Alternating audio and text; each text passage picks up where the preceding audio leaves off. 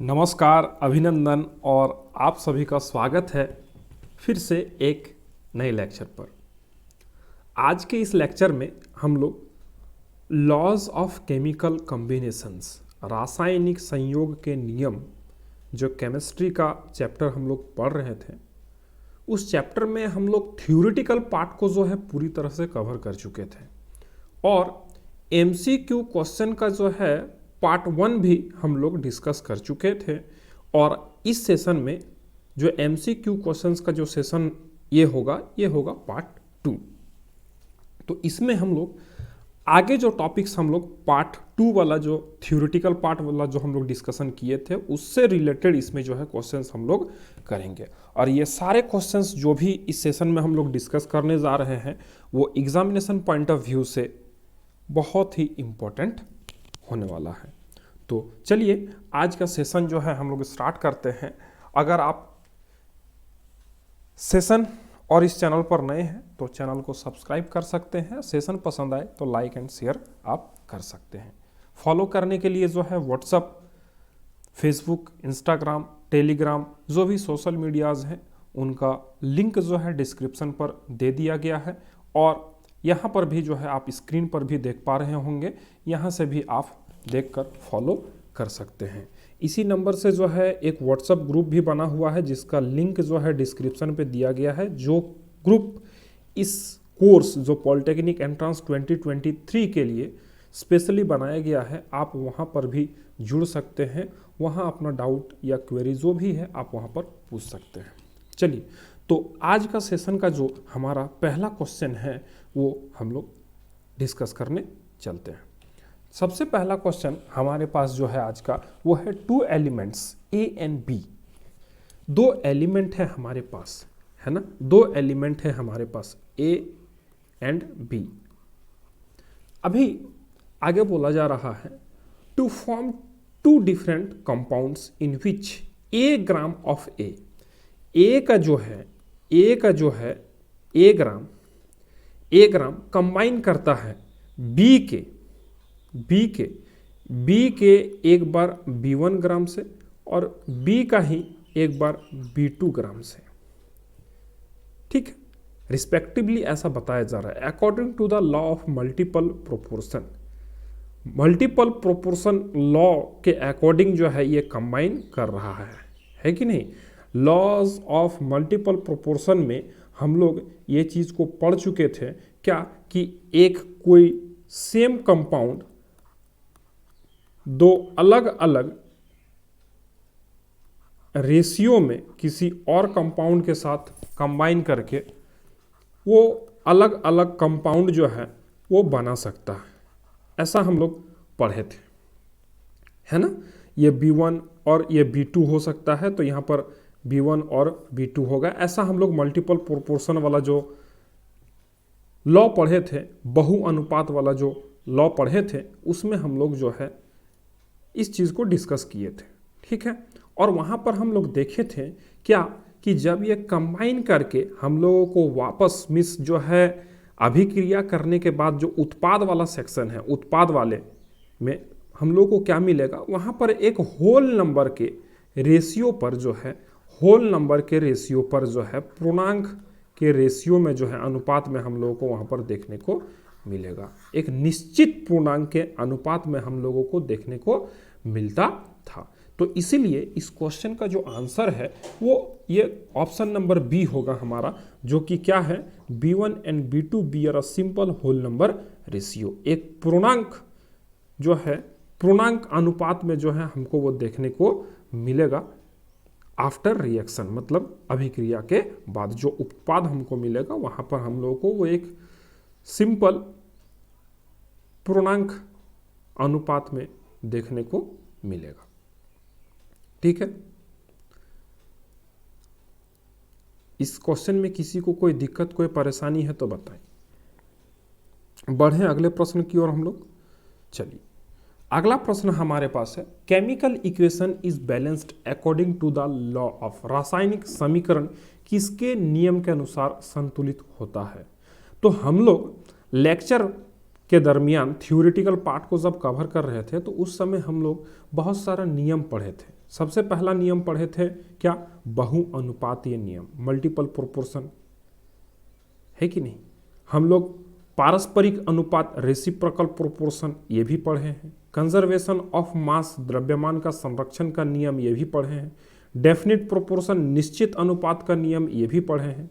तो हम लोग केमिकल इक्वेशन को, रासायनिक समीकरण को जो बैलेंस करने का काम करते थे, संतुलित बनाने का जो काम करते थे, वो किस नियम के तहत करते थे, यहाँ पर पूछा जा रहा है। तो हम लोग जब रिएक्टेंट, बैलेंसिंग में क्या होता है, रिएक्टेंट और प्रोडक्ट जो पार्ट है, दोनों पार्ट, ये जो है ये अभिकारक और उत्पाद, ये दोनों सेक्शन को जो है हम लोग बैलेंस करने का काम करते थे। किस सापेक्ष पे, द्रव्यमान के सापेक्ष पे, है ना। मतलब कि इसका जो अभिकारक का जो मास होगा और उत्पाद का जो मास होगा, द्रव्यमान होगा दोनों का, वो दोनों का द्रव्यमान जो होगा वो क्या होगा, बराबर होगा, है ना। वो क्या होगा, बराबर होगा। Reactant, mass of reactant will be equals to the mass of product. अभिकारक का जो द्रव्यमान होगा वो बराबर होगा उत्पाद के द्रव्यमान का। तो ये किस नियम के तहत हम लोग देखे थे, उसको हम लोग देखे थे कंजर्वेशन ऑफ मास, द्रव्यमान का संरक्षण का नियम हम लोगों को ये बताता है। तो इसलिए ऑप्शन नंबर जो सी हमारा यहां पर है वो हम लोगों का यहां पर सही उत्तर होगा। ठीक है, अगले प्रश्न की ओर बढ़े। हमारे पास तीसरा प्रश्न है, one part of an element A combine with two part of another element B. कोई एक एलिमेंट है ए और कोई एक एलिमेंट है बी, वो वन ए एलिमेंट का एक पार्ट और बी एलिमेंट का जो है क्या बोला जा रहा है, टू पार्ट, ऐसा कंबाइन करता है इस तरह का रेशियो में। उसी तरह आगे बोला जा रहा है 6 पार्ट ऑफ एलिमेंट सी कोई एलिमेंट है, वो कंबाइन करता है with 4 part of the element B के साथ फिर से वो कंबाइन करता है 6 पार्ट इसका और बी का जो है 4 पार्ट, है कि नहीं। If A and C is combine, अब आगे बोला जा रहा है कि अगर ए और सी को कंबाइन किया जाएगा together the ratio of their weight will be. बोला जा रहा है कि एक तत्व ए का एक भाग दूसरे तत्व बी के 2 भागों के साथ जुड़ता है, तत्व सी के 6 भाग तत्व बी के 4 भागों के साथ जुड़ते हैं। अब आगे पूछा जा रहा है यदि ए और सी एक साथ जुड़ते हैं, ए और सी अगर एक साथ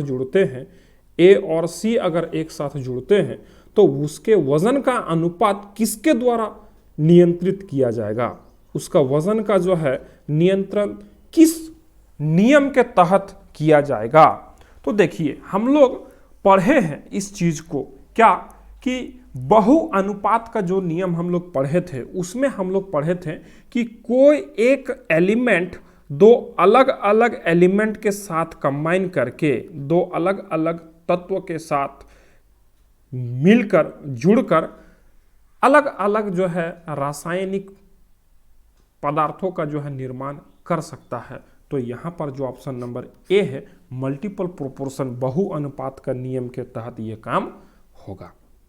ठीक है, बहु अनुपात नियम के तहत ये काम होगा। लॉ ऑफ मल्टीपल प्रोपोर्शन के अकॉर्डिंग ये जो रिएक्शन है ये होगा। ठीक है, अगले प्रश्न की ओर बढ़े।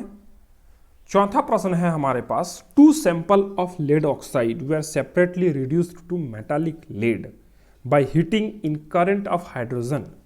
लेड ऑक्साइड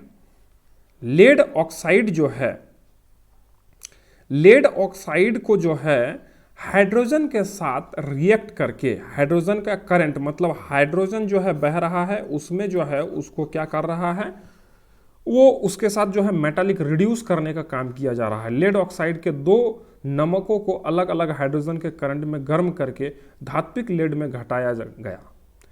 एक ऑक्साइड का लेड का वजन दूसरे ऑक्साइड के प्राप्त लेड के वजन का आधा था। मान लेते हैं कि एक लेड ऑक्साइड एक से जब या बी, ए और बी।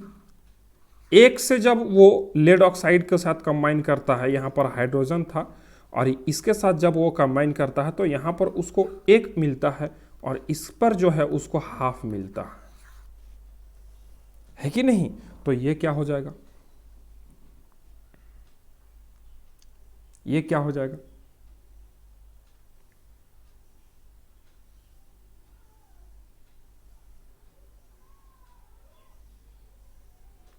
ये भी जो है क्या हो जाएगा, हमारा बहुअनुपातीय नियम, मल्टीपल प्रोपोर्शन, है ना?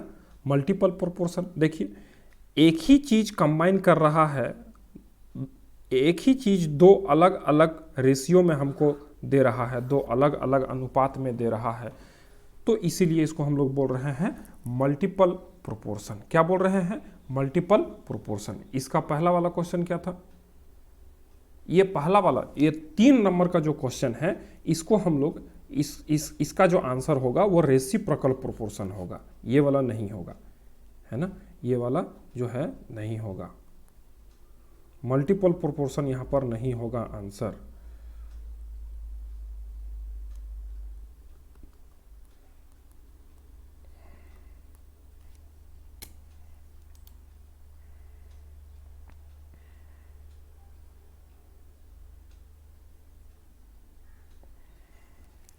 यहाँ पर जो है मल्टीपल प्रोपोर्शन आंसर नहीं होगा, यहाँ पर जो है ये जो है यहाँ पर मल्टीपल प्रोपोर्शन आंसर नहीं होगा, यहाँ होगा रेसिप्रोकल प्रोपोर्शन। क्यों? क्योंकि देखिए यहाँ पर एक ही एलिमेंट यहाँ पर देखिए, ये बी वाला जो एलिमेंट है और ये जो बी वाला एलिमेंट है वो एक बार ए के साथ कंबाइन कर रहा है और एक बार सी के साथ कंबाइन कर रहा है, ये इस रेशियो में, है कि नहीं?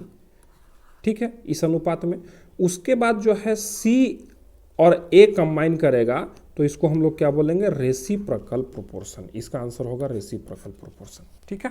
और इसका जो आंसर होगा ये होगा बहुअनुपात के नियम के तहत ये काम होगा, ठीक है? अगला क्वेश्चन हमारे पास है, the law of constant proportion was proposed by.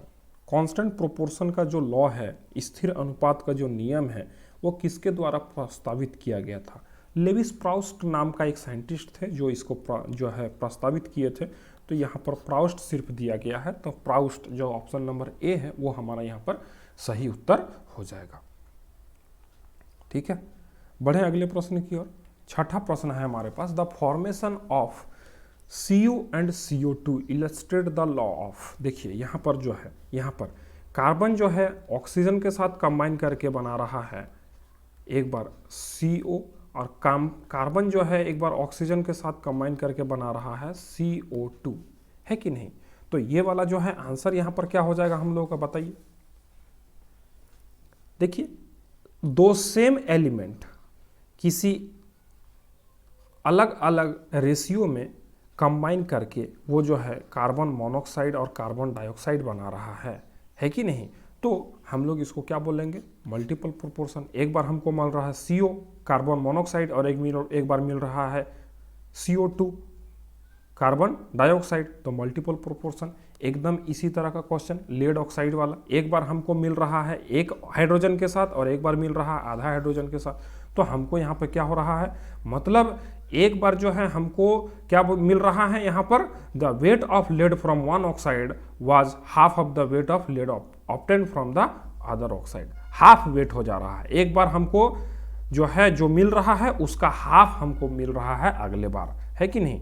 तो उसी तरह यहाँ भी देखिए, एक बार ऑक्सीजन यहाँ पर मिल रहा है तो दूसरा बार ऑक्सीजन का हमको यहाँ पर डबल मिल रहा है कि नहीं? तो इस तरह से जो है ये मल्टीपल प्रोपोर्शन का है। और रेसिप्रोकल प्रोपोर्शन का क्या देखें हम लोग कि एक ही एलिमेंट दो अलग अलग एलिमेंट के साथ कंबाइन कर रहा है और उसके बाद पहला एलिमेंट कोई तीसरे एलिमेंट के साथ कंबाइन करके यहां जो दिखाया जा रहा है उसको हम लोग किससे देंगे? रेसिप्रोकल प्रोपोर्शन, पारस्परिक अनुपात का नियम के अनुसार ये काम होगा। अब जो है हम लोग 7वां प्रश्न की ओर बढ़ते हैं। 7वां प्रश्न हमारे पास है, law of combining volume was given by. आयतनों के संयोजन का जो नियम है वो किसके द्वारा दिया गया था? तो इस चीज को हम लोग पढ़ चुके हैं लेक्चर्स में, और ये जो है हम लोग डायरेक्ट आंसर इसका कर सकते हैं गे लुसेक।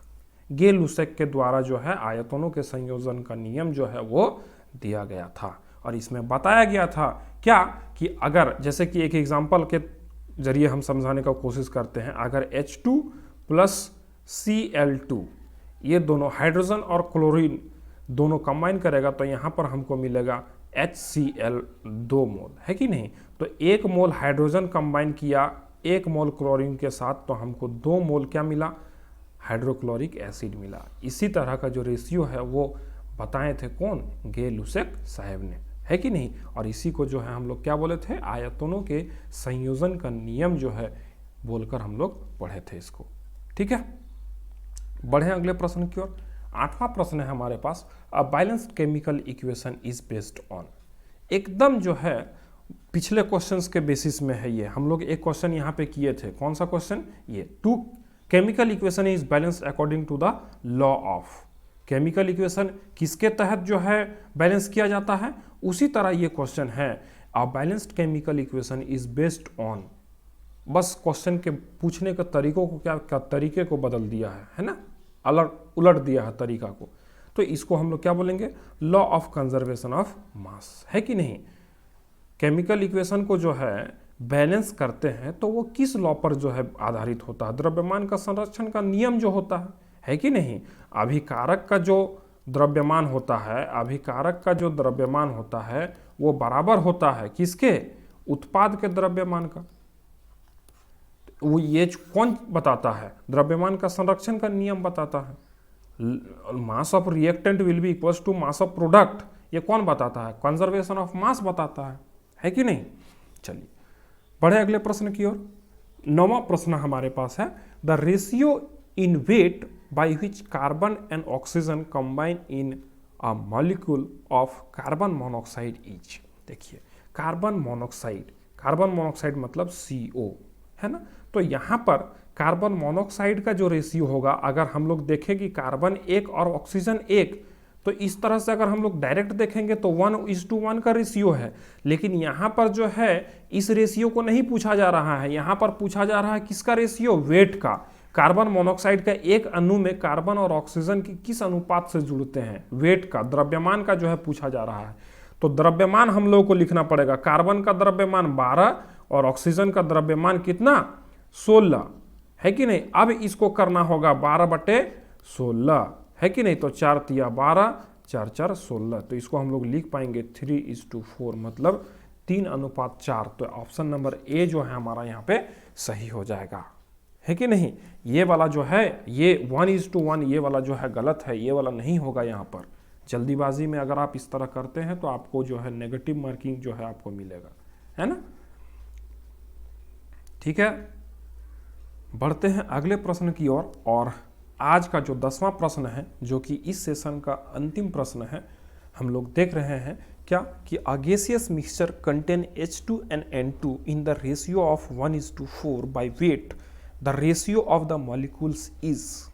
एक गैसीय मिश्रण में H2 और N2 भार के अनुपात में 1:4 के में है, अणुओं का अनुपात क्या होगा पूछा जा रहा है कि नहीं। वेट का अनुपात दिया गया है, मॉलिक्यूल्स का जो है अनुपात पूछा जा रहा है, भार का अनुपात दिया गया है, अणुओं का अनुपात क्या होगा वो पूछा जा रहा है कि नहीं। तो देखिए हम लोग एक चीज यहां पर डिस्कस करेंगे कि क्या कि number of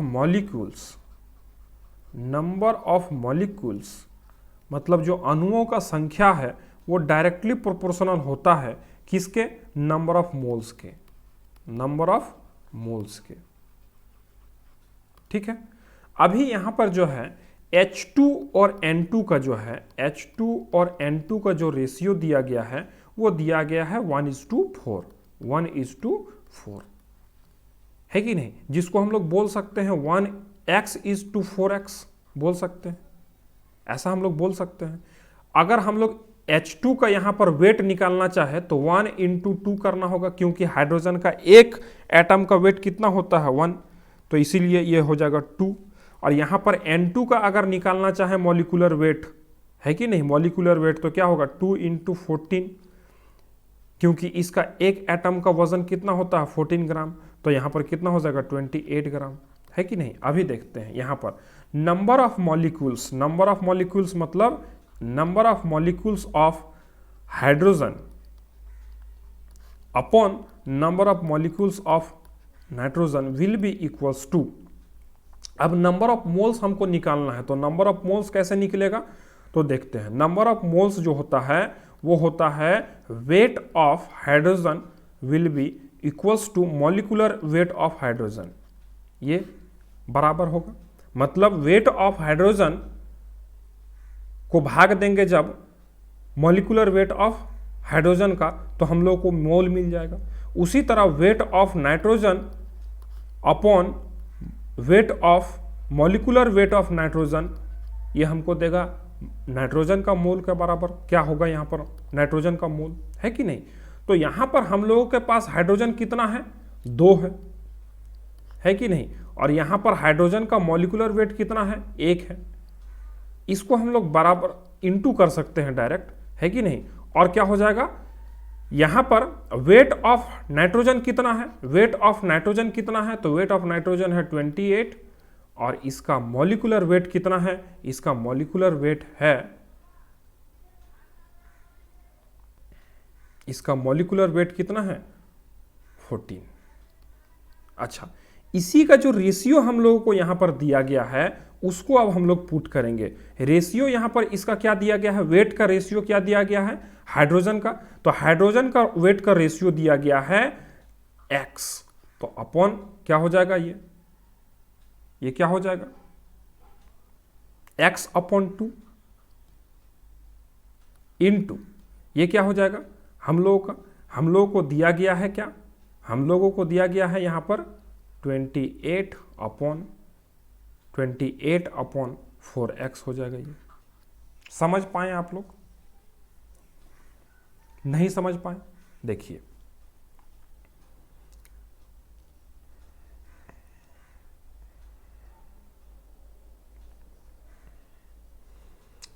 weight of hydrogen यहां पर हम लोगों को क्या दिया गया है, ये 1 होगा यहाँ पे और ये 2 होगा, ठीक है।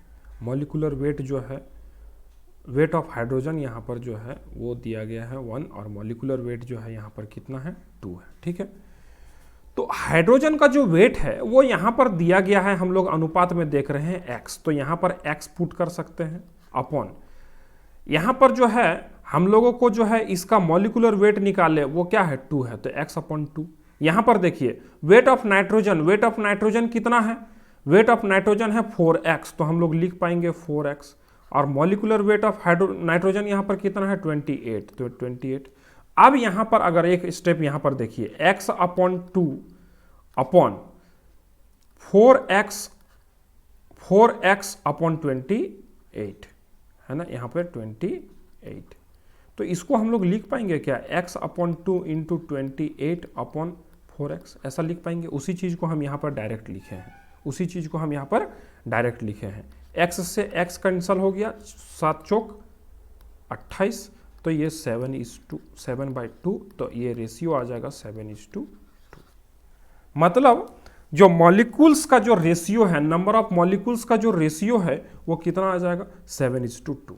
अगर ये क्वेश्चन आपको नहीं समझ में आया है तो एक बार दोबारा से रिपीट करके देख लीजिएगा इस वीडियो को, उम्मीद करते हैं आपको समझ में आ जाएगा, है कि नहीं। थोड़ा सा ये कॉन्सेप्चुअल क्वेश्चन था, और अगर फिर भी ना समझ में आए तो आप कमेंट बॉक्स पे उसको मेंशन कर सकते हैं, फिर से हम एक बार डिस्कस करने का इस क्वेश्चन को कोशिश करेंगे, ठीक है।